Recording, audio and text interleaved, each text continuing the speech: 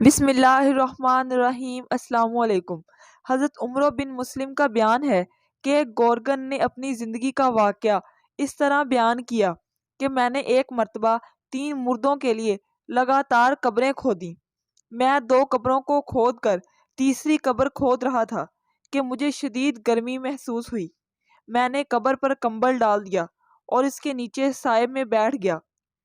اس دوران میں نے یہ عجیب منظر دیکھا کہ 2 شخص شہابی گھوڑے پر سوار ہو کر آئے اور پہلی قبر پر کھڑے ہو کر ایک شخص نے دوسرے شخص سے کہا کہ اس پر لکھو۔ دوسرے شخص نے کہا میں کیا لکھوں؟ پہلے شخص نے کہا لکھ 1 فرسخ طول اور 1 فرسخ عرض۔ اس کے بعد دونوں شخص دوسری قبر کے پاس آئے اور ایک شخص نے دوسرے سے کہا لکھو۔ اس نے جواباً کہا میں کیا لکھوں؟ چنانچہ پہلے شخص نے کہا کہ لکھ تا حد نگاہ۔ پھر دونوں تیسری قبر کے پاس آئے اور میں اس کے اندر سائے میں تھا۔ ایک نے دوسرے سے کہا لکھ۔ دوسرے نے کہا میں کیا لکھوں؟ اس پر پہلے شخص نے کہا لکھ شہادت کی انگلی اور انگوٹھے کے درمیان کا فاصلہ۔ اس منظر کو دیکھنے کے بعد میں بیٹھ کر تینوں جنازوں کا شدت سے انتظار کر رہا تھا۔ چنانچہ ایک جنازہ آیا۔ اس کے ساتھ بہت کم آدمی تھے۔ میں نے پوچھا کہ یہ کس کی میت ہے؟ لوگوں نے بتایا کہ ایک عیالدار غریب بہشتی شخص ہے۔ اس کے پاس کوئی سامان نہیں تھا۔ ہم نے اس کی تجہیز و تکفین کا سامان کر دیا ہے۔ یہ سن کر میں نے قبر کھدائی کی مزدوری یہ کہہ کر لٹا دی کہ اس کے گھر والوں پر خرچ کر دو، اور پھر اس کو اس کی قبر میں دفن کر دیا گیا۔ پھر دوسرا جنازہ آیا۔ اس جنازے کے ساتھ ندا دینے والوں کے علاوہ اور کوئی نہ تھا۔ یہ جنازہ اس دوسری قبر کے پاس آیا جس کے بارے میں دونوں سواروں نے تا حد نگاہ کہا تھا۔ میں نے پوچھا یہ کس کا جنازہ ہے؟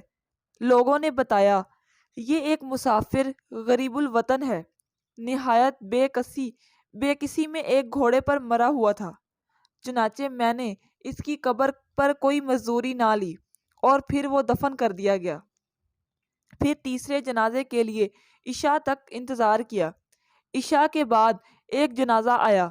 میں نے پوچھا تو لوگوں نے بتایا کہ ایک مشہور اور سرمایہ دار خاندان کی بااثر خاتون عورت کا جنازہ ہے۔ اس کے جنازے میں لوگوں کی بڑی تعداد شریک تھی۔ عورت اس تیسری قبر میں دفن کر دی گئی جس کے بارے میں دونوں سواروں نے کہا تھا کہ 2 انگلیوں کے درمیان اس قبر کی وسعت ہے۔ ترجمہ قرآنی۔ اس آگ میں کافر نہ مرے گا نہ زندہ رہے گا۔ سورہ اعلیٰ آیت نمبر 4۔ رسول اکرم صلی اللہ علیہ وآلہ وسلم کو خواب میں ایک انتہائی بدصورت اور مکروہ شکل کا آدمی دکھایا گیا جو مسلسل آگ جلا رہا تھا اور اس کے گرد دوڑ دوڑ کر اسے بھڑکا رہا تھا۔ رسول اکرم صلی اللہ علیہ وآلہ وسلم نے جناب جبرائیل علیہ السلام سے پوچھا یہ کون ہے؟ حضرت جبرائیل علیہ السلام نے بتایا مفہوم، اس کا نام مالک ہے اور یہ جہنم کا دروغہ ہے۔ گویا دروغہ جہنم آج بھی جہنم کی آگ بھڑکا رہا ہے اور قیامت تک مسلسل بھڑکاتا رہے گا۔ جہنمیوں کے جہنم میں چلے جانے کے بعد بھی جہنم کی آگ کو بھڑکانے کا یہ عمل مسلسل جاری رہے گا۔ ارشاد باری تعالیٰ ہے۔ ترجمہ: جہنم کی آگ جیسے ہی دھیمی ہونے لگے گی ہم اسے اور بھڑکا دیں گے۔ سورہ بنی اسرائیل آیت نمبر 97۔ ارشاد نبوی صلی اللہ علیہ وآلہ وسلم کے مطابق دنیا کی یہ شدید گرمی محض جہنم کے سانس یا بھاپ کی وجہ سے ہے۔ جو انسان جہنم کی بھاپ برداشت نہیں کر سکتا وہ جہنم کی آگ کیسے برداشت کرے گا؟ جہنم کی اسی آگ کو دیکھ کر قیامت کے روز تمام انبیاء کرام علیہ السلام اس قدر خوف زدہ ہوں گے کہ اے میرے رب مجھے بچا لیں، اے میرے رب مجھے بچا لیں کہہ کر اللہ تعالیٰ سے اپنی جان کی امان طلب کریں گے۔ ام المومنین حضرت عائشہ صدیقہ رضی اللہ تعالی عنہا اسی آگ کو یاد کر کے دنیا میں روتی رہیں۔ عشرہ مبشرہ میں سے ایک یعنی حضرت عمر رضی اللہ تعالیٰ عنہ قرآن مجید کی تلاوت کے دوران آگ کے عذاب کی آیت پر پہنچے تو بے ہوش ہو گئے۔ حضرت معاذ بن جبل، حضرت عبداللہ بن رواحہ رضی اللہ تعالیٰ عنہ اور حضرت عبادہ بن صامت رضی اللہ تعالیٰ عنہ جیسے جلیل القدر صحابہ کرام رضوان اللہ علیہ جہنم کی آگ کو یاد کر کے اس قدر روتے کہ ہچکی بن جاتی۔ حضرت عبداللہ بن مسعود رضی اللہ تعالیٰ عنہ کا لوہار کی دکان سے گزر ہوا، آگ سے دہکتی بھٹی دیکھی تو جہنم کی آگ یاد کر کے رونے لگے۔ حضرت عطا سلیمی رحمۃ اللہ علیہ کے ہمسائے نے روٹیاں لگانے کے لیے تندور جلایا۔ حضرت عطا رحمۃ اللہ علیہ نے دیکھا تو بے ہوش ہو گئے۔ حضرت ربیع رحمۃ اللہ علیہ ساری رات بستر پر پہلو بدلتے رہتے۔ بیٹی نے پوچھا، ابا جان ساری دنیا آرام سے سوتی ہے، آپ کیوں جاگتے رہتے ہیں؟ فرمانے لگے، بیٹا جہنم کی آگ تیرے باپ کو سونے نہیں دیتی۔ سچ فرمایا اللہ پاک نے۔ ترجمہ، بے شک تیرے رب کا عذاب ہے ہی ڈرانے والا۔ سورہ بنی اسرائیل آیت نمبر 57۔ سید الانبیاء حضرت محمد صلی اللہ علیہ وآلہ وسلم اپنے حوض مبارک پر جنت میں داخل ہونے سے پہلے میدان حشر میں جلوہ فرما ہوں گے، جہاں اپنے دست مبارک سے اہل ایمان کی پیاس بجھائیں گے۔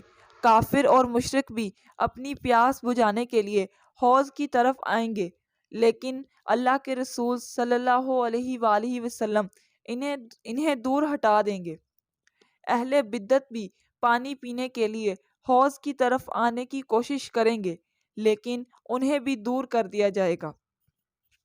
کافر، مشرک اور بدعتی لوگ حشر کا طویل عرصہ پیاس کی شدت میں ہی گزاریں گے اور پھر اس حالت میں جہنم میں داخل کر دیے جائیں گے۔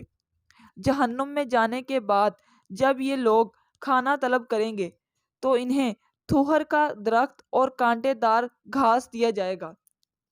جہنمی بادل خواستہ ایک ایک لقمہ کر کے حلق میں اتاریں گے، جس سے ان کی بھوک تو نہ مٹے گی، البتہ ان کے عذاب میں مزید اضافہ ہو جائے گا۔ یاد رہے، تھوہر کا درخت اور کانٹے دار گھاس جہنم میں ہی پیدا ہوں گے، جس کا مطلب یہ ہے کہ دونوں کھانے کم از کم اتنے گرم تو ضرور ہوں گے جتنی گرم جہنم کی آگ ہوگی۔ دوسرے الفاظ میں یہ کھانے آگ کے انگارے کے ہوں گے جنہیں جہنمی اپنی بھوک مٹانے کے لیے نگلیں گے۔